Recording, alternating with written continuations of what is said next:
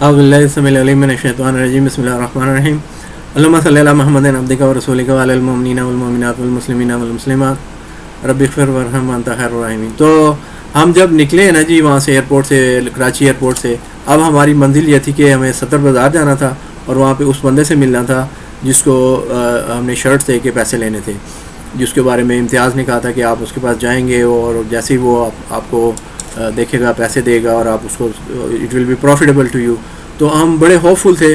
پھر ہم نے وہاں سے آئی تھنک ہم نے ٹیکسی پکڑی، ٹھیک ہے جی، ٹیکسی لے کے تو صدر بازار آ گئے۔ ابھی ہم بازار بالکل بند پڑا تھا کیونکہ it was kind of early morning, تو ابھی دکانیں کچھ کھل رہی تھیں کچھ نہیں کھلی تھیں، اور جو ہے نا وہ صفائیاں وغیرہ ہو رہی تھیں، جو سویپرز جو تھے وہ صفائیاں کر رہے تھے۔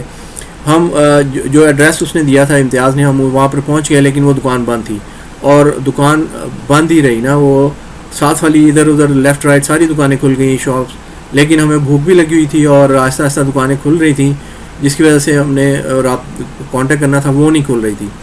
جب کافی دیر ہو گئی سب آلموسٹ سارا بازار کھل گیا اور دکان بالکل بھی نہیں کھلی جس میں ہم نے کانٹیکٹ کرنا تھا، تو ہم نے ساتھ والے دکاندار سے اس دکان کے بارے میں پتہ کیا، تو معلوم ہوا کہ وہ دکان تو بہت عرصے سے بند ہے اور اس کو کوئی کھول ہی نہیں رہا، اس کے مالک کا کوئی اتا پتہ ہی نہیں ہے۔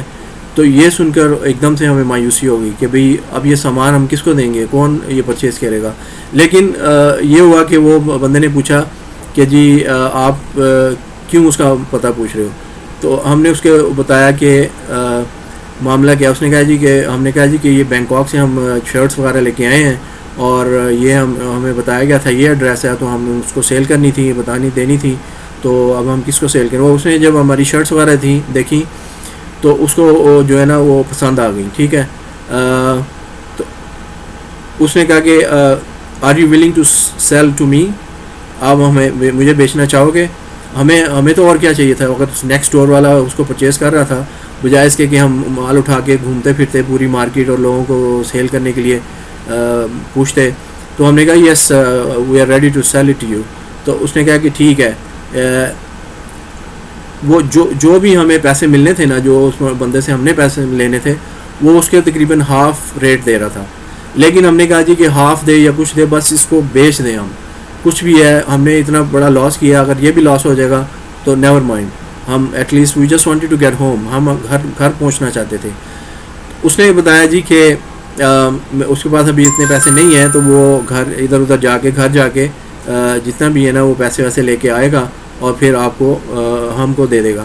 تو اس نے ہمیں ویٹ کرنے کے لیے کہا، تو وہ ہم نے بتایا کہ کتنی شرٹس ہیں، اس کے مطابق وہ گیا اور پھر تھوڑی دیر کے بعد وہ جلدی واپس آ گیا اور اس نے جو ہے نا پیسے ہمیں گن کے دیے، ہم نے مال اس کو گن کے دے دیا، اس کے بدلے میں ہمیں پیسے مل گئے۔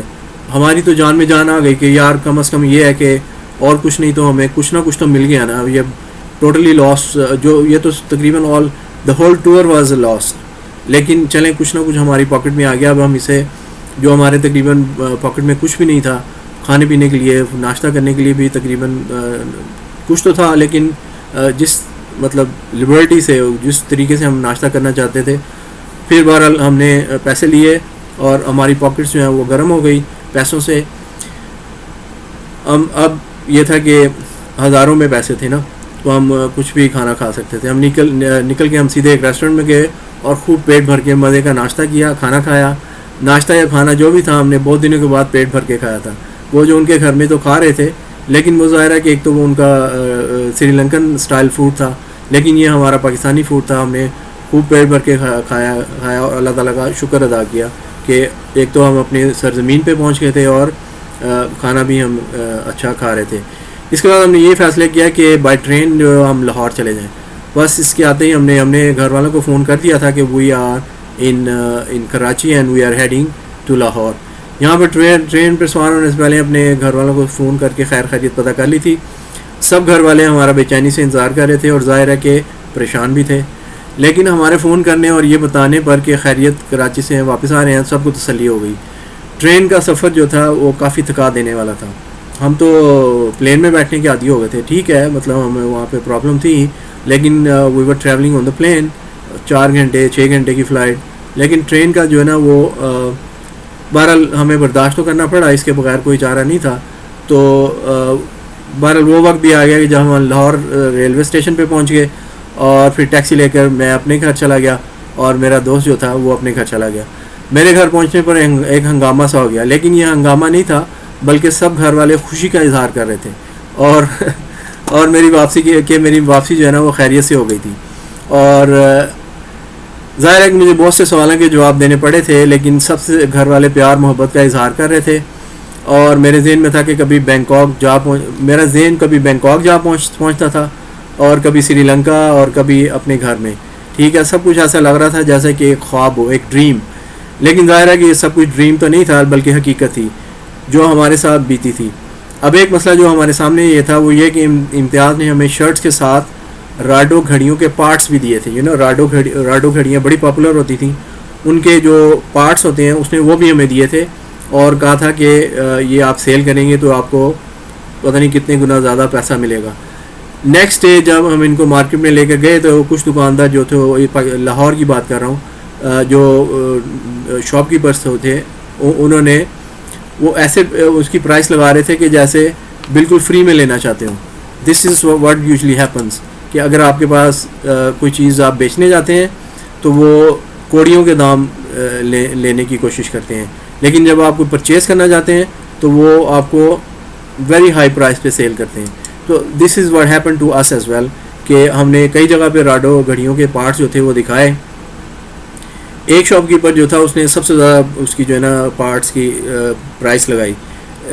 اگرچہ یہ ہماری ایکسپیکٹیشن سے کافی کم تھی, لیکن ہمیں اندازہ ہو گیا تھا کہ ہمیں اس سے زیادہ پیسے نہیں ملیں گے, کیونکہ ہم نے 2-3 مارکیٹس وغیرہ آلریڈی پھر چکے تھے.